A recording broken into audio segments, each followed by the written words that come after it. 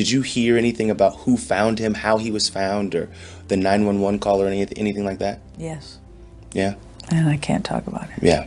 When the world learned of Prince Rogers Nelson's untimely death, the first questions weren't just how it happened, but who found him. What exactly was said during that chilling 911 call, and whether there was more to the story than met the eye. Whispers began immediately, and when someone close to the legendary American singer, songwriter, musician, and producer was asked about the discovery, their response was telling. Yes, and I can't talk about it. That quiet refusal hinted not only at pain, but at secrets. There's a lingering sense that what we know is only part of the story. For instance, Sheila E. has recently revealed what Prince confessed about Diddy before his death. The first Diddy party I went to was at Prince's house. So you want to go to Prince's house to the Diddy party. Today, we'll delve into the details of this mystery and much more. Let's get started. Sheila E.'s role and alleged revelations. In the days following Prince's tragic death on the 21st of April 2016, at his Paisley Park estate in Chanhassen, Minnesota, the shock rippled far beyond the music world. For those who knew him personally, the devastation was compounded by disbelief, especially because there had been no warning signs. One of the earliest and most heartfelt responses came from Sheila E., the acclaimed percussionist and longtime collaborator, who took to social media to urge fans to pray for Prince's family. Please, keep his family in your prayers, she wrote, hinting at a grief that ran far deeper than what words alone could express. However, in the years since, Sheila E.'s name has increasingly surfaced in speculative accounts and conspiracy threads, especially those trying to piece together what Prince knew, especially about Diddy. What we do know for sure is that Prince's passing came without warning. Just 6 days before his death, on the 15th of April 2016, his private plane made an emergency landing in Moline, Illinois, due to a health scare. It was later revealed that he had suffered an opioid overdose and was revived with a shot of naloxone, commonly known as Narcan. Yet the public narrative remained vague, and Prince himself made an effort to appear in good spirits, hosting a dance party at Paisley Park on April 16th and telling fans to wait a few days before you waste any prayers. His sudden demise just days later led many, including Sheila E., to question whether the full truth had yet to come to light. Sheila Escovedo, better known as Sheila E., had known Prince since the late 1970s. They began working closely in the early 80s, and their bond was both musical and deeply personal. She was a prominent figure in Prince's inner circle during the Purple Rain era and was even engaged to him at one point. Over the decades, the two shared an enduring creative connection, and many believe that she remained one of the few people Prince trusted implicitly. In the aftermath of his death, Sheila E. not only mourned him, but also hinted, subtly yet unmistakably, that something larger may have been at play. Online theories have since gained traction, particularly those centered on the claim that Sheila E. was the last person Prince confided in before his death. Some claim that he may have opened up about his highly public battle with Warner Brothers Records in the 1990s, during which he famously changed his name to an unpronounceable symbol and appeared in public with the word "slave" written on his face. Sheila E. has neither fully confirmed nor denied these more conspiratorial takes. However, her more recent interviews and public comments occasionally lean into a tone of cautious revelation. In one interview, she stated, "There are things people don't know, and I don't know if they ever will." This ambiguity has only fueled further speculation. So, could there indeed be a connection between Prince's passing and Diddy? Let's dive straight into it. Diddy party at Prince's house and the latter's intent to expose the industry. To understand the whole situation, we need to move back in time to the mid-2000s.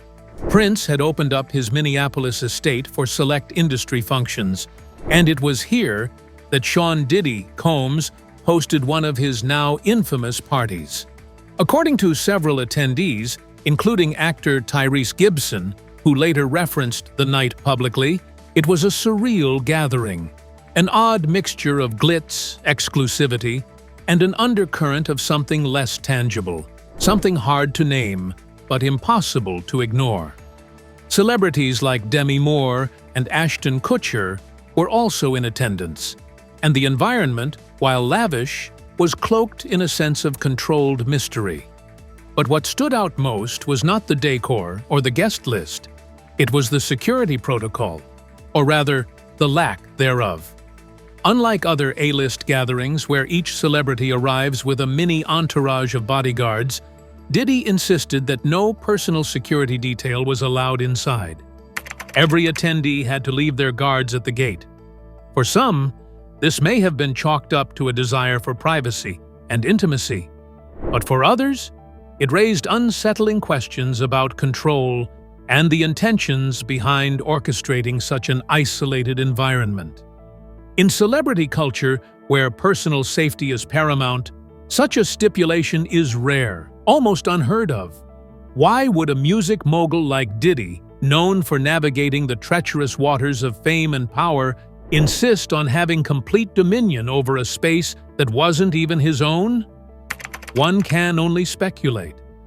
But here's what we do know. Prince had long been outspoken about the inner workings of the music industry. His public feud with Warner Brothers Records during the 1990s set a precedent for artist empowerment. He changed his name to an unpronounceable symbol in 1993 as a protest against contractual bondage, famously appearing in public with "slave" scrawled across his cheek. He later regained the rights to his master recordings in 2014, a rare and significant victory in an industry that often denies such control to even the most successful acts. But many believe Prince's frustrations ran deeper than publishing rights. Those close to him have hinted that he was increasingly troubled by darker aspects of the industry. He believed that there was a hidden infrastructure, a network of manipulation and exploitation that operated behind the glossy surface of fame. Some allege that the party hosted by Diddy at Paisley Park was where Prince began to see the depth of what he was up against. He allowed the party to happen not out of generosity, but to observe, to take stock of who moved within those elite circles, and under what rules they played. While concrete evidence of anything nefarious remains elusive, the whispers haven't gone away. Independent researchers have speculated that Prince was preparing to reveal more than just the contractual corruption he had long decried. Some claim he was gathering information on the psychological and, in some extreme accounts, even ritualistic control mechanisms allegedly used in Hollywood and the music business. Though these claims often border on the conspiratorial, their persistence points to a widespread unease, one Prince himself may have shared. In 2015, during a rare public speech, he said, "Truth is not always popular, but it is always right." Some fans believe that statement was a subtle signal. He was about to say what others feared to say. Diddy's name has continued to emerge in some of these whispered conversations.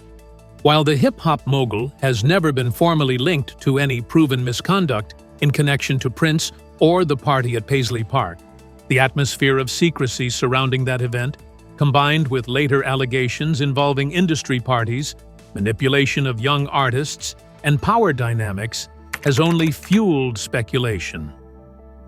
The 2020s have seen a growing wave of industry figures speaking out about their past experiences, from Britney Spears and her conservatorship to Kesha's legal battles with producer Dr. Luke. These revelations have lent renewed urgency to older, unresolved mysteries, including the final chapters of Prince's life. If Prince was indeed attempting to expose a broader truth, he never got the chance to do it openly. His sudden death, officially attributed to an accidental fentanyl overdose, left too many questions unanswered. But the story of that party, with its bizarre guest restrictions and its curious host, remains lodged in the minds of those still trying to make sense of it all. It was a moment when two very different worlds briefly collided. Sheila E. and Prince, personal and professional ties. Sheila E. held a singular place in Prince's life, not just as a musical collaborator, but as a confidant, muse, and, at one point, fiancé.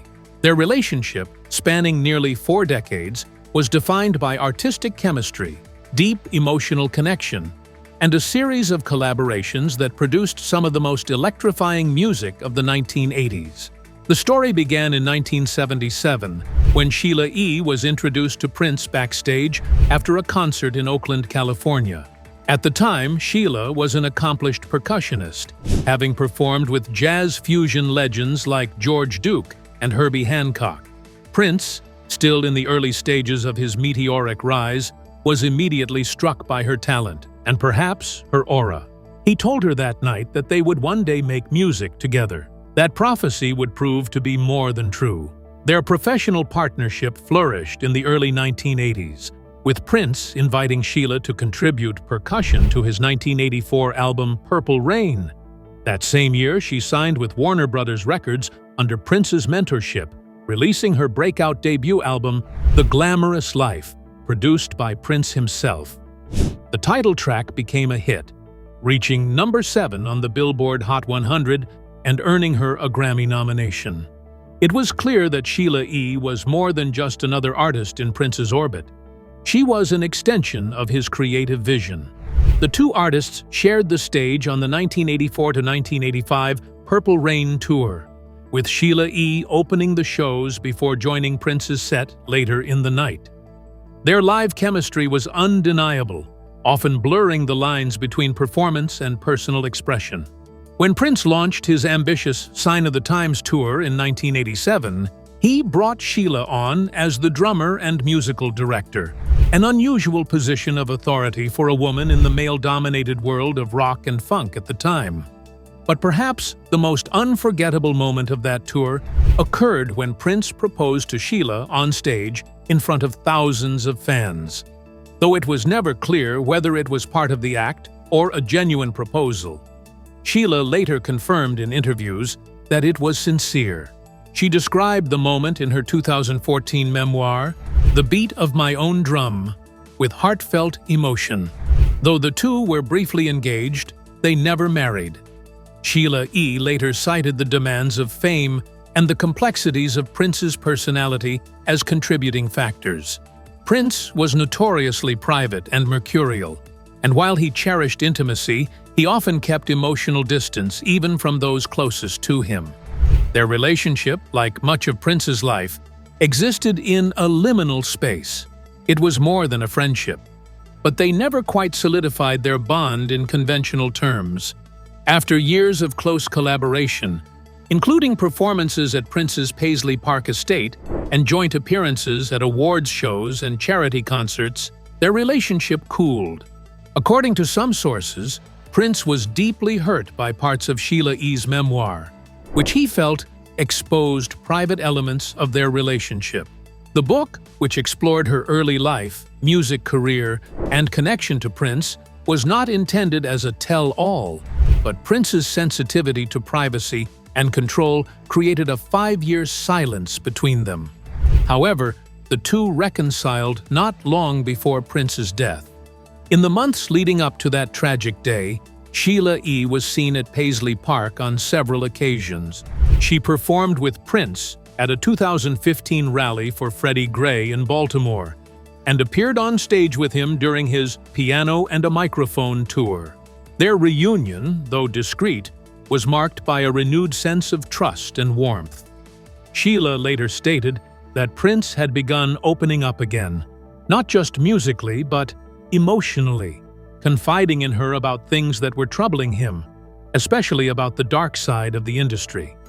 In a posthumous swirl of theories surrounding Prince's death, Sheila E.'s role has taken on renewed interest. Not only was she one of the last people to speak with him at length, but several unverified online claims suggest that she was privy to confidential conversations Prince had in the final weeks of his life. One such theory points to Prince's concerns over the influence of powerful figures in the music world, particularly Sean "Diddy" Combs. Sheila E. has consistently advocated for the preservation of Prince's legacy, often emphasizing his generosity, his genius, and his desire to protect younger artists from the same traps he once fell into. In interviews, she has suggested that Prince was especially disturbed by the industry's increasing commodification of art, the erosion of creative independence, and the spiritual toll of fame. According to a 2016 People magazine interview, Sheila said, "He wasn't afraid to speak the truth, even if it meant people would walk away from him." She even organized a tribute concert in Minneapolis just months after he passed, and has continued to perform his music in tribute. Her social media posts have often carried a tone of reverence and grief, calling on fans to pray not just for Prince's soul, but for the truth to emerge about his passing. "There's more to this than we know," she once said during a radio interview, "and I think the people who loved him, and he loved, deserve answers." Well, we are getting answers. For one, while Prince did not live to see it, he was proven absolutely right. Sean "Diddy" Combs has indeed turned out to be an abusive manipulator. The allegations against Diddy. To say that Diddy is facing legal trouble would be a massive understatement. And this is not his first run-in with the law either. Over the years, his many victims have come forward with their stories, and hopefully they will be heard this time. For instance, back in December 2022, what was expected to be an opulent and routine chartered yacht experience in the Caribbean quickly devolved into a harrowing ordeal for Grace O'Marcaigh, a professional steward who was the sole crew member on duty. The yacht in question had been rented by Sean "Diddy" Combs and his son Christian Combs for a luxury trip to the island of St. Martin. O'Marcaigh, whose responsibilities included overseeing the guests' needs and maintaining order on board, soon found herself in a situation she could never have anticipated. According to a civil lawsuit later filed in U.S. federal court, O'Marcaigh alleges that while attending to guests on the sun deck, she was offered a glass of tequila by Christian Combs. Accepting the drink as part of her social duties, she soon found herself feeling uncomfortable and attempted to step away. At that moment, she claims Christian seriously misbehaved with her. The unfolding of this assault was not entirely without witnesses. Rodney "Lil Rod" Jones, a music producer also present on the yacht, is said to have discreetly recorded the altercation on his phone. The audio captures O'Marcaigh's repeated pleas for Christian to stop, as well as her audible fear that she may have been sedated. The situation worsened when Christian allegedly followed her to the yacht's private cinema room. There, she claims, his behavior became even more aggressive. Fortunately, her partner, who was also aboard the vessel, intervened in time to prevent further harm. O'Marcaigh later reported the events to the captain of the ship, hoping for procedural escalation. However, she claims that the captain took no action and instead accepted a bribe from Diddy to suppress the incident. As part of her lawsuit, O'Marcaigh provided photographic evidence of bruising on her arm, which she alleges was inflicted by Christian. The psychological toll of this experience reportedly devastated O'Marcaigh's personal life. Her relationship with her partner, strained by the trauma, ultimately dissolved, and she has since struggled with anxiety and emotional distress. Her legal filing names Christian Combs as the primary perpetrator, accusing him of assault, battery, and intentional infliction of emotional suffering. Sean Combs is also named in the lawsuit as having allegedly enabled or covered up the misconduct. O'Marcaigh also claims to have witnessed during the voyage. She recounts how an escort on board locked herself inside a massage room, crying uncontrollably, seemingly afraid to leave. Another passenger, identified as Brendan Paul, a figure closely associated with Diddy's inner circle, allegedly confided in Omar K. about having to observe the obscene depravities of Senior Combs. The seriousness of these allegations was compounded when Christian Combs and his older brother, Justin Combs, were reportedly present during a high-profile federal raid conducted at Diddy's Los Angeles compound in early 2024.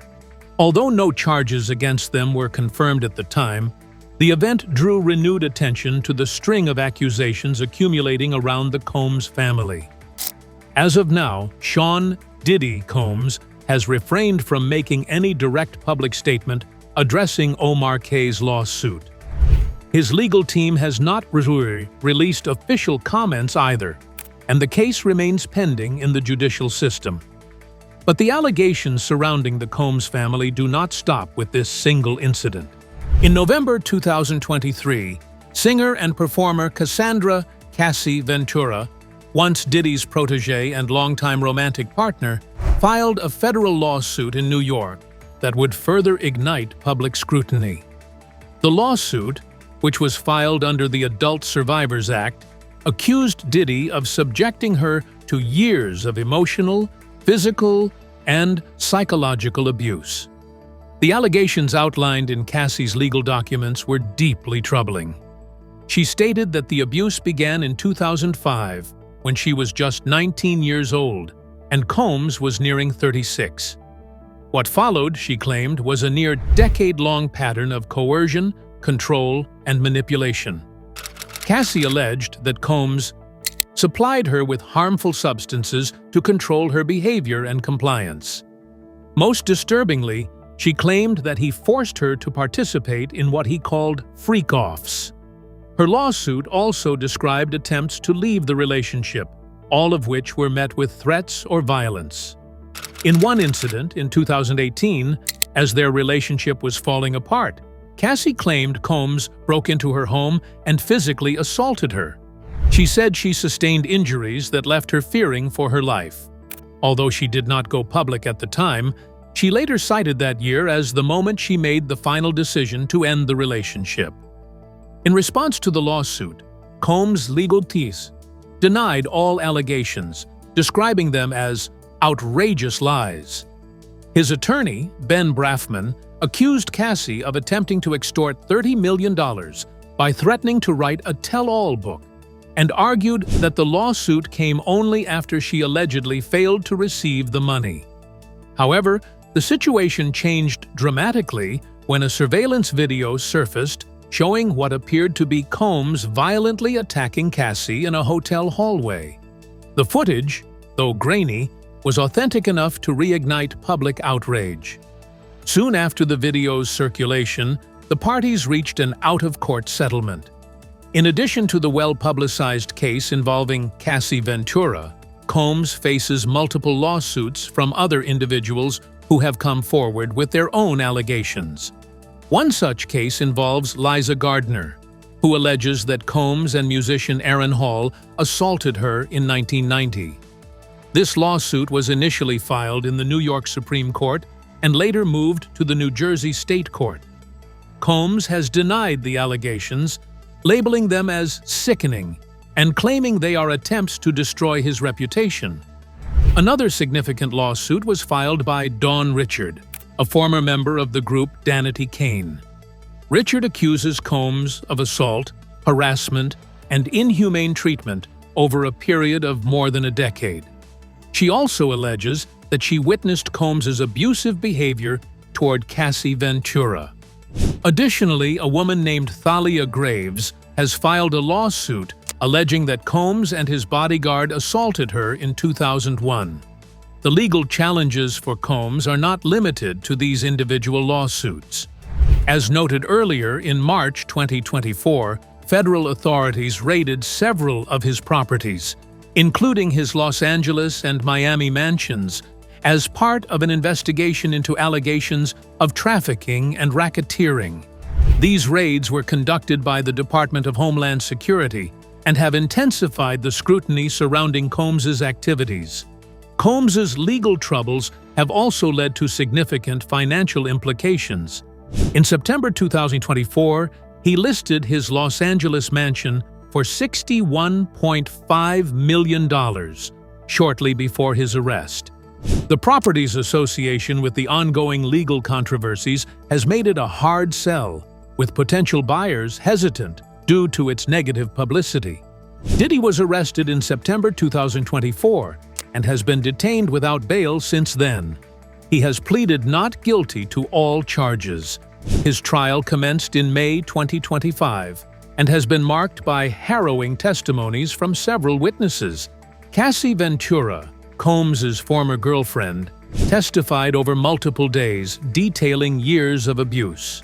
Dawn Richard, a former member of Danity Kane, also testified, stating she witnessed Combs assaulting Ventura and was subsequently threatened to maintain her silence. Richard described an incident where Combs threw a skillet of eggs at Ventura and later threatened Richard's life.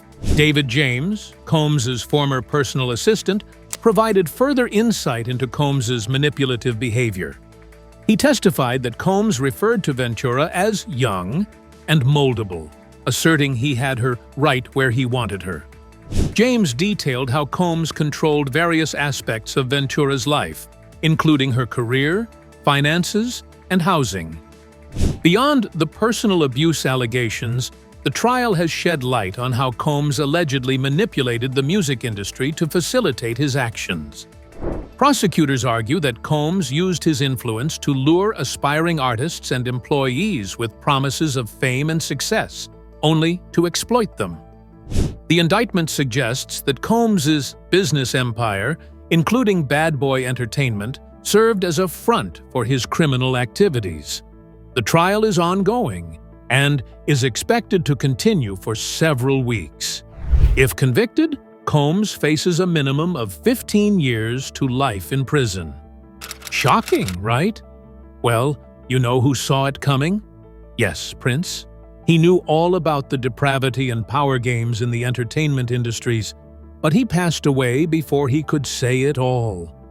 Prince's long-standing critique of the music industry. An intriguing anecdote shared by Suge Knight, co-founder of Death Row Records, sheds light on a calculated maneuver by Prince that brought Knight and Sean Diddy Combs face-to-face in an unexpected setting. This incident, recounted by Knight during an interview with The Art of Dialogue, offers a glimpse into the complex dynamics among prominent figures in the music industry. Suge Knight recalled that while dining at the Roosevelt Hotel in Hollywood, he was approached by a messenger who conveyed that Prince was performing nearby and had personally invited Knight to attend, reserving a special table for him. Accepting the invitation, Knight proceeded to the venue alone. Upon arrival, he discovered that he was seated at a table alongside Diddy, Nas, and other notable figures. Knight interpreted this arrangement as a deliberate setup by Prince, possibly stemming from a grievance Prince harbored against Diddy. Knight remarked, "Prince is the coldest gangster in the world." While Prince never publicly criticized Diddy by name, his advocacy for artist rights and ownership was well known. Prince's disputes with Warner Brothers over control of his master recordings and his decision to change his name to an unpronounceable symbol were emblematic of his fight against exploitative industry practices. This stance contrasted with Diddy's business model, which has faced criticism over the years for allegedly favoring the executive over the artist. Prince was a relentless critic of an industry he believed was built to exploit creativity and silence artists.